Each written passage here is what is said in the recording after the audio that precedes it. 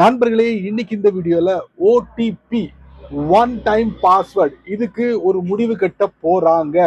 யாருன்னு கேக்குறீங்களா? அதைத்தான் நான் உங்களுக்கு இந்த வீடியோல முழுமையா ஷேர் பண்ண போறேன். வழக்கம் போல நம்ம வீடியோக்கு லைக் கொடுத்துக்கோங்க. தொடர்ச்சியா நம்முடைய சேனலை சப்போர்ட் பண்ணுங்க.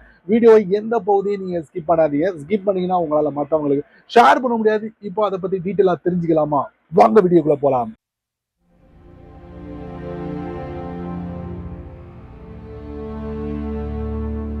கூடிய சீக்கிரத்துல இந்த ஓடிபி ஒன் டைம் பாஸ்வேர்டுக்கு மூடு விழா நடத்த போறாங்க. யாருன்னு கேக்குறீங்களா? அவங்க வேற யாரும் இல்ல, நம்ம ட்ராய் தான், telecom regulatory authority of India. இவங்க ஆகஸ்ட் மாசம் ஒரு மீட்டிங்கை நடத்தி இந்த ஓடிபிக்கு முடிவு கட்டணும் அப்படின்னு சொல்லிட்டு ஒரு ரூல்ஸ் அண்ட் ரெகுலேஷனை பாஸ் பண்ணிட்டாங்க. இந்த பாஸ் பண்ணதை யாருக்கு ஷேர் பண்ணிருக்காங்கன்னா, ஷேர் பண்ணல, சென்ட் பண்ணிருக்காங்கன்னா ஜியோ, ஏர்டெல், வோடாஃபோன் இவங்க தானே இருக்காங்க, அவங்களுக்கு சென்ட் பண்ணிருக்காங்க. அவங்க படிச்சு பார்த்துட்டு அவங்க என்ன சொன்னாங்க அப்படிங்கறத நான் உங்களுக்கு டீட்டெயிலா தெரியப்படுத்த போறேன். அதுக்கு முன்னாடி ட்ராய் எதுக்கு இந்த ஓடிபியை நிறுத்தணும் அப்படிங்கிறாங்க, அதை பத்தி நான் உங்களுக்கு டீட்டெயிலா தெரியப்படுத்துறேன். அது வேற ஒண்ணு இல்லைங்க, இந்த ஓடிபினால பல பிரச்சனைகள் இருக்கு, அதை சால்வ் பண்ண முடியாது. அதனால மொத்தமா இந்த ஓடிபிக்கு மூடு விழா நடத்திடலாம் அப்படின்னு சொல்லிட்டு ட்ராய் முடிவு பண்ணிட்டாங்க. இந்த ஓடிபினால எனக்கும் ஒரு பிரச்சனை நடந்திருக்கு, அதையும் நான் உங்களுக்கு ஷேர் பண்றேன்.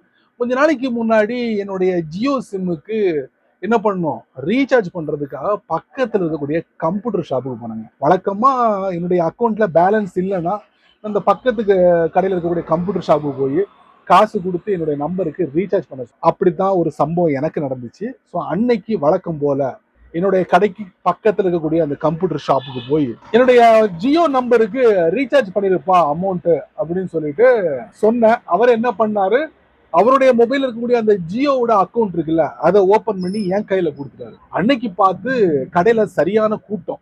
ஸோ என்ன அவரால் கவனிக்க முடியல. அதனால அவருடைய மொபைலை என் கையில கொடுத்த உடனே நான் என்ன பண்ணிட்டேன், என்னுடைய ஜியோ நம்பரை வேகமா டைப் பண்ணி அவர்கிட்ட கொடுத்துட்டேன். நானும் செக் பண்ணல, அவரும் அந்த டைப் பண்ண நம்பரை ரீசெக் பண்ணல.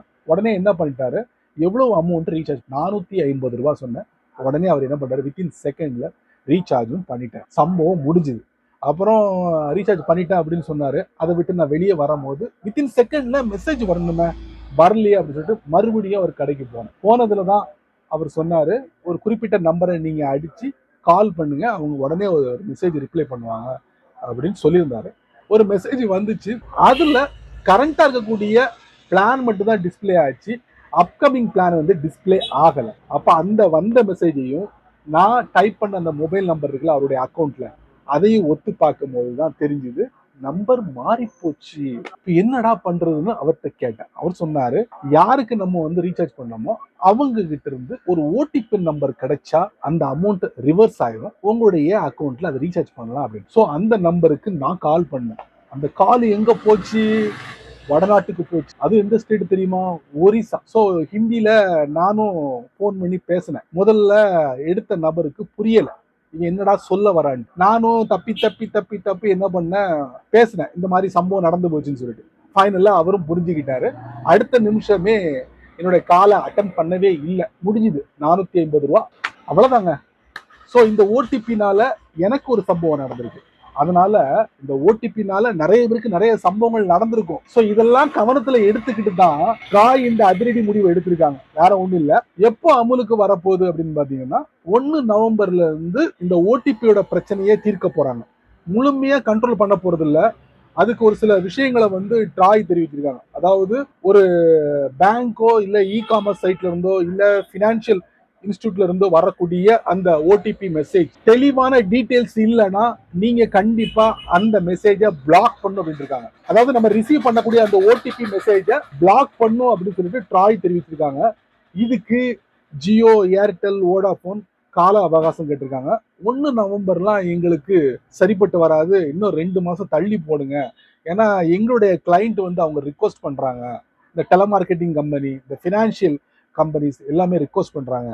அதனால நீங்க 1 நவம்பர்ல இருந்து நடைமுறைக்கு கொண்டு வரணும் அப்படின்னு சொல்லாதீங்க அப்படின்னு சொல்லிட்டு இந்த 3 கம்பெனியும் ட்ராய்க்கு தெரிவிச்சிருக்காங்க. ஸோ விரைவில் ஓடிபிக்கு ஒரு முடிவு கட்ட போறாங்க, கொஞ்சம் கொஞ்சமா. சரிங்களா? ஸோ இந்த ஒரு அற்புதமான மெசேஜ் உங்களுக்கு ரொம்ப ரொம்ப யூஸ்ஃபுல்லா இருக்கும்னு நினைக்கிறேன். யூஸ்ஃபுல்லா இருந்துச்சுன்னா என்ன பண்ணுங்க, வழக்கம் போல 4 பேருக்கு ஷேர் பண்ணுங்க, அவங்களும் இதோட பலனை அனுபவிக்கட்டும். நீங்க நம்ம சேனலுக்கு புதுசா இருந்தீங்கன்னா வழக்கம் போல கீழே நிறைய பட்டன் இருக்கு, அதுல ஒண்ணு தட்டி விட்டுக்கோங்க. அது கீழே கமெண்ட் செக்ஷன் இருக்கு, நல்ல ரீதியில பதிவு பண்ணிக்கங்க. பிடிச்சா லைக் பண்ணுங்க, பிடிக்கலன்னா அன்லைக் பண்ணுங்க.